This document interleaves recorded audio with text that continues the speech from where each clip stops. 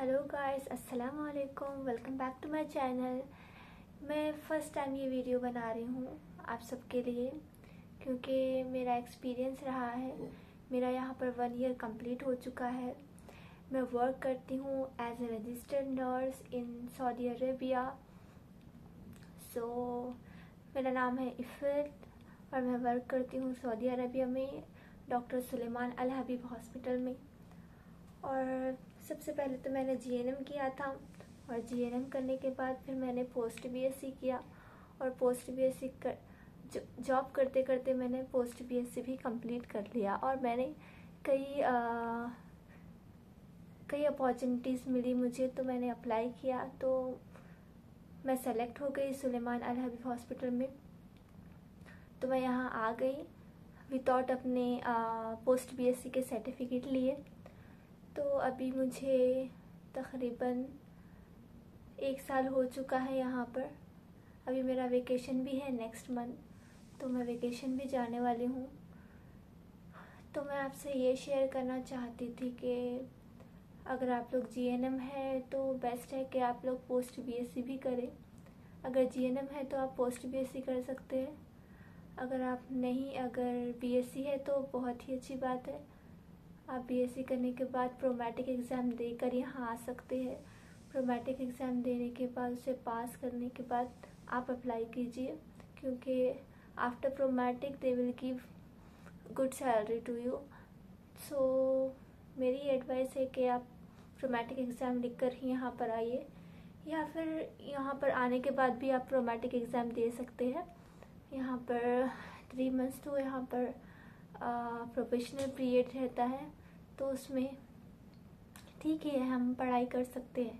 3 months में तो exam के लिए प्रिपेयर हो सकते हैं हम, इंशाल्लाह पास भी हो जाएंगे। मैंने भी अपना फर्स्ट अटेम्प्ट में मेरा जो प्रोमेटिक एग्ज़ाम था वो मैंने पास किया था और अल्हम्दुलिल्लाह मैंने पास कर लिया।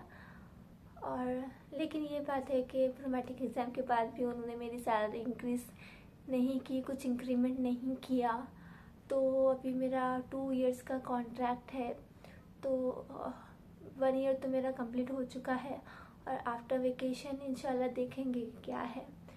अगर आपको भी अगर सऊदी अरबिया आना है तो आपको first of all GNM nursing करना होगा, या फिर बीएससी नर्सिंग करना होगा, या फिर एमएससी नर्सिंग। इन तीनों में से कोई भी चलेगा। तो आपको ये ज़रूरी है कि आप जनरल नर्सिंग, बीएससी नर्सिंग और एमएससी नर्सिंग करें। और मोस्ट इम्पॉर्टेंट, अगर एक्सपीरियंस है तो बहुत ही अच्छी बात है। अगर एक्सपीरियंस नहीं भी है तो एटलीस्ट 1 ईयर का एक्सपीरियंस लीजिए आप लोग, तो आप लोगों के लिए बेस्ट रहेगा। अभी मेरा तो यहाँ पर बहुत ही अच्छा एक्सपीरियंस रहा है। तो यहाँ पर हमें सब सेल्फ करना पड़ेगा, कुकिंग वगैरह, जो कपड़े वगैरह वॉश करने हैं। लेकिन यहाँ पर एक फैसिलिटी ये है कि कपड़े हमें खुद से वॉश करने नहीं होते। यहाँ पर लॉन्ड्री मौजूद है जहाँ पर हमें कपड़े देने रहते हैं, तो हमें वॉश किए हुए मिल जाते हैं, तो उसकी टेंशन नहीं है। यहाँ पर अकोमोडेशन बहुत अच्छा है, यहाँ पर फैसिलिटी बहुत अच्छी है। बस ये है कि यहाँ पर सैलरी का प्रॉब्लम है। सैलरी जो है आपकी ऐसी basic salary is like 3,100, 3,300 like that, ऐसे है according to your experience, according to your course. So ठीक है, चलता है। फर्स्ट ऑफ ऑल हमें जॉब तो मिल जाए यहाँ पर। अगर हम यहाँ पर जॉब करेंगे तो हम कहीं पर भी जॉब कर सकते हैं। अगर आप NABH हॉस्पिटल में जॉब किए हैं तो आपके लिए बहुत बेस्ट है। NABH हॉस्पिटल और यहाँ का जो वर्क है एज लाइक सेम है, सिमिलर रहता है। लेकिन यहाँ पर ऐसा है कि हमें बहुत ही क्या कहते हैं उसे, श्योर रहना पड़ेगा चीज़ों के लिए, यही बात है। और इसके अलावा तो सब ठीक है यहाँ पर, और काफ़ी कुछ सिखाते हैं यहाँ पर। 3 मंथ्स में जो हमारा प्रोफेशनल पीरियड होता है वो 3 मंथ्स में हमें यहाँ पर ट्रेन किया जाता है, और उसके बाद में हम अच्छे से पेशेंट भी हैंडल कर सकते हैं। तो उसका कोई मसला नहीं है। अगर आप चाहे तो अप्लाई कर सकते हैं। कौन सी भी एजेंसी में जाकर आप अप्लाई कीजिए, लेकिन आपका मोस्ट इम्पॉर्टेंट थिंग ये है कि आप रजिस्टर्ड नर्स होनी चाहिए। चाहे आप जीएनएम हो, बीएससी हो या एमएससी हो, आपका रजिस्टर्ड नर्स सर्टिफिकेट होना चाहिए आपके साथ, और विथ एक्सपीरियंस एटलीस्ट 1 और 2 ईयर एक्सपीरियंस आपको होना चाहिए। और यहाँ पर बेसिक सैलरी के साथ में हमें देते हैं 300 अलाउंस, फूड अलाउंस, और उसके साथ में हमें मिल सकता है कि डिपार्टमेंट अलाउंस, लाइक आईसीयू है तो आईसीयू का अलाउंस मिलेगा, ओटी है तो ओटी का अलाउंस मिलेगा। As like different department have their allowance, so that is the benefit and we have OT.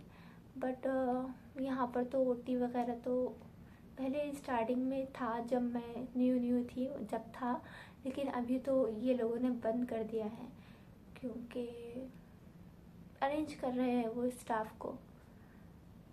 अभी यहाँ वैकेंसी तो है, लेकिन हमें हमारे जो आवर्स है वो लोग अरेंज करके हमें क्या है ऑफ दे रहे हैं, ऐसे चल रहा है। तो यहाँ पर ओटी इतना ज़्यादा नहीं है, सिर्फ हमें सैलरी ही मिलता है। ठीक है, कभी कभी चलता है, देखेंगे उसके बाद में। अभी मेरा वेकेशन के बाद एग्ज़िट का प्लान है, तो मैं सोचूंगी कि मुझे एग्ज़िट करना है या फिर एक्सटेंड करना है। तो ये थी मेरी छोटी सी इन्फॉर्मेशन आपके लिए, और ये मेरी फर्स्ट वीडियो थी। पता नहीं कैसा मैंने बोला, कैसा मैंने एक्सप्लेन किया, आई डोंट नो, बट ये थोड़ी सी इन्फॉर्मेशन मैंने आपको दी है। अगर सुलेमान अल हबीब हॉस्पिटल आना चाहते हैं तो आप किसी भी वेबसाइट पे जाइए, या फिर सुलेमान अल हबीब की वेबसाइट पे जाकर भी आप अप्लाई कर सकते हैं, या फिर कोई एजेंट के थ्रू भी आप अप्लाई कर सकते हैं। बेस्ट है कि आप एजेंट के थ्रू अप्लाई करेंगे तो ठीक रहेगा आपके लिए। और ये थी मेरी इन्फॉर्मेशन। अगर आपको अच्छी लगी हो तो लाइक, शेयर एंड सब्सक्राइब करिए। अगर आपको कोई अगर डाउट है तो मुझसे पूछ सकते हैं कमेंट सेक्शन में। तो थैंक्स फॉर वॉचिंग, मिलते हैं नेक्स्ट वीडियो में। Thank you. अस्सलामु अलैकुम वरहमतुल्लाहि वबरकातुहू।